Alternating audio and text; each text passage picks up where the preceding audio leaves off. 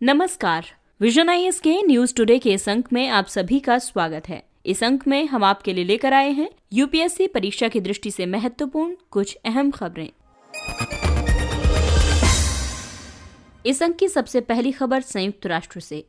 हाल ही में संयुक्त राष्ट्र की परमाणु हथियार निषेध संधि यानी treaty on prohibition of nuclear weapons TPNW प्रभावी हो गई है। आपको बता दें कि TPNW परमाणु हथियारों पर प्रतिबंध आरोपित करने वाली प्रथम बाध्यकारी संधि है। इसमें परमाणु हथियारों से संबंधित किसी भी गतिविधि में भाग लेने पर प्रतिबंधों की एक व्यापक श्रृंखला शामिल है।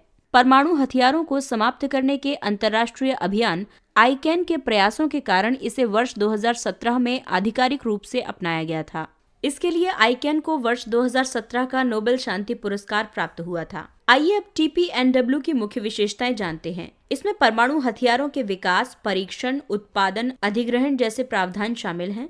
इसके साथ अर्जन, भंडारण, प्रयोग या प्रयोग करने की धमकी नहीं देने से संबंधित प्रावधान भी शामिल हैं। ये संधि परमाणु हथियारों या परमाणु विस्फोटक उपकरणों के किसी भी प्रकार के हस्तांतरण या उपयोग पर प्रतिबंध आरोपित करती है। ये पक्षकार देशों को परमाणु हथियारों के उपयोग या परीक्षण से प्रभावित व्यक्तियों को पर्याप्त सहायता प्रदान करने का निर्देश देती है। भारत इस संधि का पक्षकार देश नहीं है, क्योंकि भारत का मानना है कि ये संधि न तो प्रथागत अंतर्राष्ट्रीय कानून के निर्माण या उसके विकास में योगदान करती है और न ही ये कोई नया मानक या मानदंड निर्धारित करती है। परमाणु हथियार संपन्न 9 देशों संयुक्त राज्य अमेरिका, रूस, ब्रिटेन, चीन, फ्रांस, भारत, पाकिस्तान, उत्तर कोरिया और इजराइल में से किसी ने भी इसका समर्थन नहीं किया है। साथ ही उत्तरी अटलांटिक संधि संगठन नाटो ने भी इसका समर्थन नहीं किया है। नाटो 30 देशों का एक सैन्य गठबंधन है। आइए अब अन्य परमाणु हथियार निषेध संधि के बारे में जानते हैं। परमाणु अप्रसार संधि का उद्देश्य परमाणु हथियारों और परमाणु हथियार प्रौद्योगिकी के प्रसार को रोकना है। इसके साथ गैर परमाणु देशों द्वारा परमाणु हथियारों के अधिग्रहण की रोकथाम भी करना है।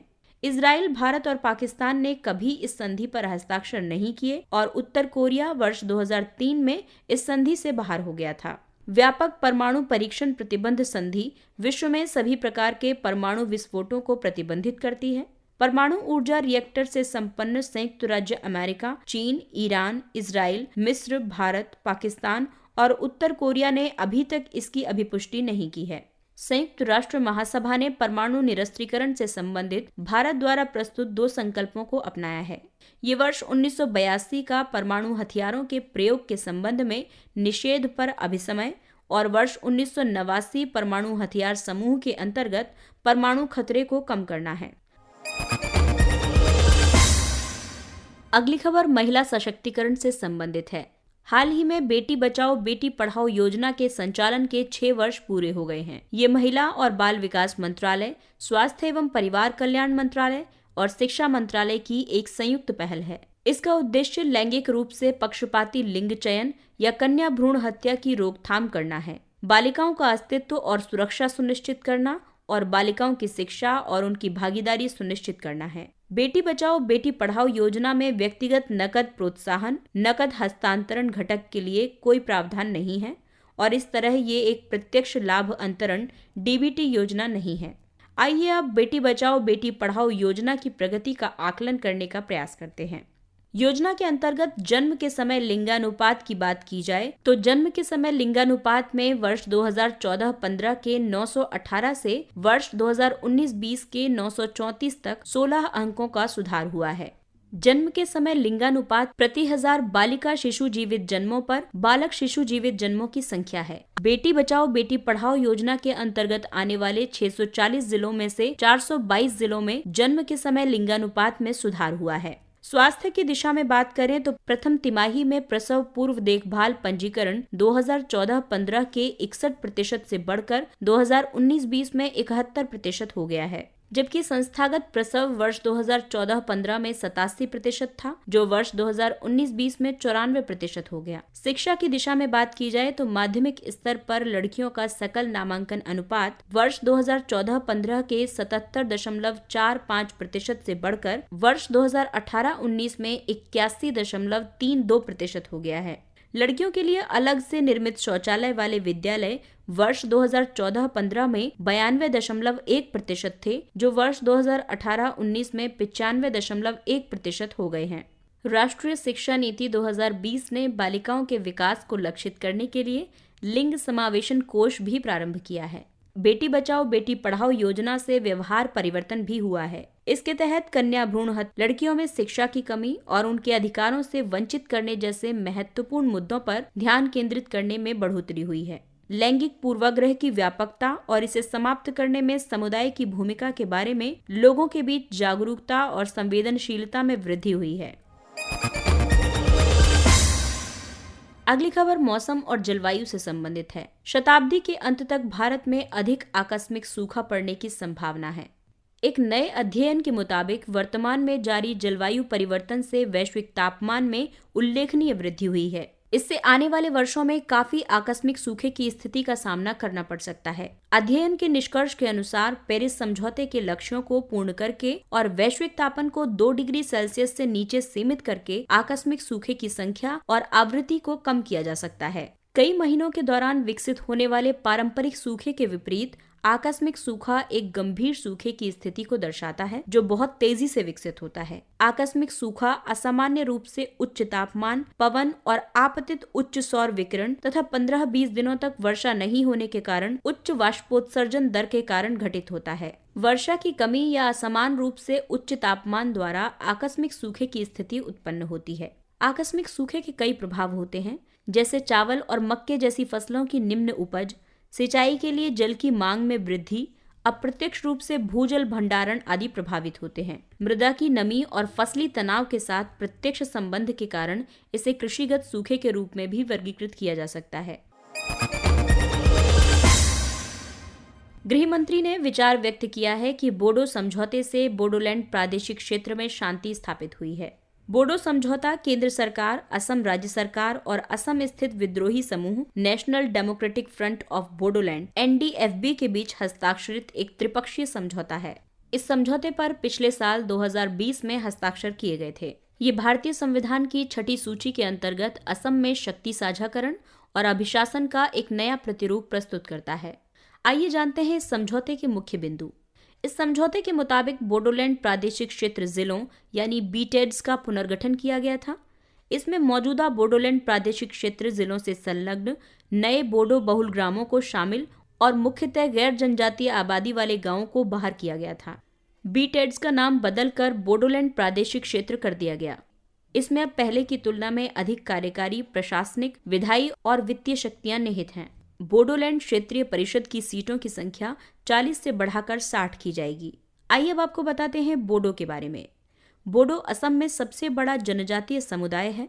ये समुदाय राज्य की आबादी का 5 से 6% से कुछ अधिक का निर्माण करता है। ये मंगोल प्रजाति के तिब्बती बर्मी कुल के सदस्य हैं। बोडो का पारंपरिक धर्म बाथोवाद है। वे पारंपरिक रूप से बाथो बुराई की पूजा करते हैं, जिन्हें अक्सर हिंदू देवता शिव के रूप में पहचाना जाता है। प्रशासनिक और विकास संबंधी उदासीनता और बोडो लोगों की पहचान, संस्कृति एवं भाषा पर असमिया और अन्य प्रवासियों के प्रभाव आदि जैसे कारकों की वजह से बोडोलैंड नामक अलग राज्य की मांग पहली बार 1966-67 में की गई थी। आइए अब आपको बताते हैं 6ठी अनुसूची से संबंधित कुछ बातें।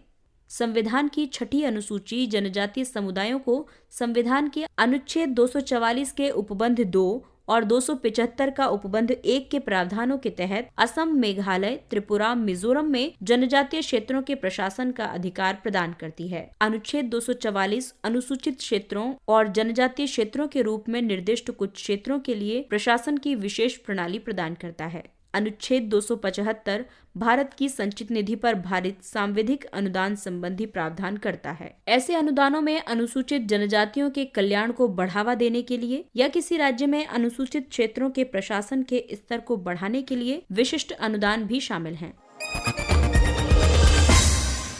अगली खबर संयुक्त राष्ट्र से संबंधित है। संयुक्त राष्ट्र की रिपोर्ट के अनुसार भारत, संयुक्त राज्य अमेरिका और अन्य राष्ट्रों में पुराने हो चुके बांधों से खतरा बढ़ रहा है। Ageing water infrastructure and emerging global risk के शीर्षक वाली रिपोर्ट प्रमुख भौगोलिक क्षेत्रों में बड़े बांधों की निर्माण संबंधी प्रवृत्तियों का विश्लेषण करती है। आइए जानते हैं रिपोर्ट के मुख्य निष्कर्ष। वर्ष 2050 तक अधिकांश आबादी बड़े बांधों के निचले क्षेत्रों की ओर निवास कर रही होगी, क्योंकि वर्ष 1930 से वर्ष 1970 के बीच विश्व के अधिकांश बड़े बांधों का निर्माण 50 से 100 वर्षों की जीवन अवधि के लिए ही किया गया था। विश्व के 55% बड़े बांध चीन, भारत, जापान और दक्षिण कोरिया में अवस्थित हैं।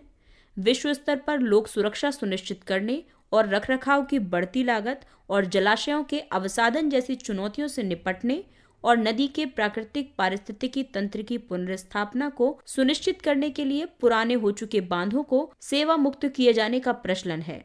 हालांकि सेवा मुक्ति यानी डीकमीशनिंग में कुछ समस्याएं भी हैं, जैसे कृषि, पर्यटन और जल विद्युत आदि के प्रभावित होने की वजह से स्थानीय अर्थव्यवस्था में परिवर्तन होता है। किसी विशेष क्षेत्र का सांस्कृतिक इतिहास और विरासत प्रभावित होते हैं। रिपोर्ट में एक प्रोटोकॉल की रूपरेखा को विकसित करने का सुझाव दिया गया है, जो बांध की सेवा मुक्ति प्रक्रिया को निर्देशन और गति प्रदान करेगा। बांध की सेवा मुक्ति की प्रक्रिया को भी उसी पर्यावरणीय प्रभाव आकलन से गुजरना चाहिए जो बांध निर्माण के चरण में आवश्यक है। आइए अब जानते हैं कि भारत में बाढ़ प्रबंधन में सुधार के लिए कौन से कदम उठाए गए हैं। भारत में सभी निर्दिष्ट बांधों की निगरानी, निरीक्षण, संचालन और रखरखाव के लिए लोकसभा द्वारा 2019 का बांध सुरक्षा विधेयक पारित किया गया है। चयनित बांधों की सुरक्षा और परिचालन संबंधी प्रदर्शन में सुधार करने के लिए बांध पुनरुद्धार और सुधार परियोजना आरंभ की गई है। हाल ही में मंत्रिमंडल ने DRIP यानी dam rehabilitation and improvement project के द्वितीय और तृतीय चरण को मंजूरी प्रदान की है। भारत में सभी बड़े बांधों की संरचना और स्थिति संबंधी डेटा के प्रभावी संग्रह और प्रबंधन के लिए dam health and rehabilitation monitoring Dharma software का संचालन भी आरंभ किया गया है। दक्षिण भारतीय क्षेत्र में एक स्थान पर भूकंपीय खतरे का अनुमान लगाने के लिए भूकंपीय खतरा विश्लेषण सूचना प्रणाली शाइसिस स्थापित की गई है। आइए अब नजर डालते हैं कुछ अन्य महत्वपूर्ण खबरों पर। उत्तर पूर्वी परिषद। हाल ही में NEC यानी उत्तर पूर्वी परिषद के 69वें पूर्ण सत्र का आयोजन किया गया था। NEC एक सांविधिक निकाय है जिसका गठन पूर्वोत्तर परिषद अधिनियम 1971 के अंतर्गत किया गया था। NEC पूर्वोत्तर क्षेत्र के आर्थिक और सामाजिक विकास के लिए एक नोडल एजेंसी है। इसके सदस्यों में पूर्वोत्तर क्षेत्र के 8 राज्य, जिसमें अरुणाचल प्रदेश, असम, मणिपुर, मेघालय, मिजोरम, नागालैंड, सिक्किम और त्रिपुरा शामिल है। NEC में राज्यपालों और घटक राज्यों के मुख्यमंत्रियों तथा राष्ट्रपति द्वारा नामित 3 सदस्यों को शामिल किया जाता है। केंद्रीय गृह मंत्री NEC के पदेन अध्यक्ष होते हैं। New start treaty. ये सामरिक आक्रामक हथियारों की संख्या में सतत रूप से कमी करने और उनकी संख्या सीमित करने संबंधी उपायों पर अमेरिका और रूस के बीच एक संधि है। ये संधि दोनों देशों द्वारा तैनात अधिकतम वारहेड्स की संख्या को 1550 तक सीमित करती है, जो कि वर्ष 2002 में निर्धारित सीमा से लगभग 30% कम है। ये संधि वर्ष 2011 में लागू हुई और फरवरी 2021 में समाप्त हो रही है। हाल ही में संयुक्त राज्य अमेरिका ने संधि में निहित प्रावधान के अनुसार नई स्टार्ट संधि के 5 वर्ष के विस्तार की मांग की है। विश्वविद्यालयों और उच्च शिक्षा संस्थानों में विज्ञान एवं प्रौद्योगिकी अवसंरचना को बेहतर बनाने के लिए धनराशि FIST। हाल ही में FIST सलाहकार बोर्ड द्वारा एक बैठक आयोजित की गई थी। FIST का उद्देश्य नए और उभरते क्षेत्रों में अनुसंधान और विकास संबंधी गतिविधियों को बढ़ावा देना है। साथ ही विश्वविद्यालयों तथा अन्य शैक्षणिक संस्थानों में नई प्रतिभाओं को आकर्षित करने के लिए बुनियादी ढांचा और सक्षमकारी सुविधाएं भी प्रदान करना है। ये सहयोग 5 वर्षों के लिए किसी विश्वविद्यालय या शैक्षिक संस्थान के स्नातकोत्तर कॉलेज या विभाग या केंद्र को दिया जाता है। इसके अंतर्गत 4 क्षेत्रों के स्नातकोत्तर शिक्षण और अनुसंधान सुविधाओं पर विचार किया जाता है, जिनमें शामिल है मूल उपकरण, नेटवर्किंग और कंप्यूटर संबंधी सुविधा, अनुसंधान अवसंरचना और उपकरण प्रबंधन। एक्वा पुनर्जीवन संयंत्र ARP सिंचाई या कृषि के उद्देश्यों के लिए अपशिष्ट जल के व्यापक उपचार के लिए कायाकल्प का एक एकीकृत मॉडल है। इस प्रणाली का दोहरा लाभ होता है। एक ओर जहां शोधित जल का उपयोग सिंचाई के उद्देश्य के लिए किया जा रहा है, वहीं फिल्टर की गई गाद को खाद या उर्वरक के रूप में प्रयुक्त किया जाता है। एक्वा रिजुविनेशन प्लांट का उपयोग करके लगभग 24,000 लीटर जल को शुद्ध किया जा सकता है, जो कि लगभग 4 एकड़ कृषि भूमि के लिए पर्याप्त होगा। इस संयंत्र का विकास वैज्ञानिक और औद्योगिक अनुसंधान परिषद CSIR के अधीन केंद्रीय यांत्रिक अभियांत्रिकी अनुसंधान संस्थान दुर्गापुर द्वारा किया गया है। रिसा। रिसा हाथ से बुना हुआ एक वस्त्र होता है। इसे महिलाओं के ऊपरी वस्त्र के रूप में उपयोग किया जाता है। त्रिपुरा के स्थानीय समुदायों द्वारा पगड़ी के रूप में भी इसका उपयोग किया जाता है। इसकी राज्य की प्रमुख पहचान के रूप में इंडिया हैंडलूम ब्रांड के तहत ब्रांडिंग की जा रही है। त्रिपुरा में महिलाओं की पारंपरिक पोशाक के 3 भाग होते हैं, जिसमें है रिसा, रिगनई और रिकुटू। रिगनई को मुख्य रूप से अधोवस्त्र के रूप में धारण किया जाता है। इसे साड़ी की स्थानीय किस्म के रूप में भी समझा जा सकता है। रिकुटू को मुख्य रूप से एक ओढ़नी के रूप में या चुनरी या भारतीय साड़ी के पल्लू की तरह उपयोग किया जाता है। राष्ट्रीय बालिका दिवस। राष्ट्रीय बालिका दिवस 24 जनवरी को मनाया जाता है। ये दिवस महिला एवं बाल विकास मंत्रालय की एक पहल है। राष्ट्रीय बालिका दिवस के आयोजन का उद्देश्य देश की बालिकाओं को हर प्रकार का सहयोग और अवसर उपलब्ध कराना है। इसका लक्ष्य बालिकाओं के अधिकारों के बारे में जागरूकता का प्रसार करना और बालिकाओं की शिक्षा, उनके स्वास्थ्य और पोषण के महत्व को लेकर जागरूकता का विस्तार करना भी है।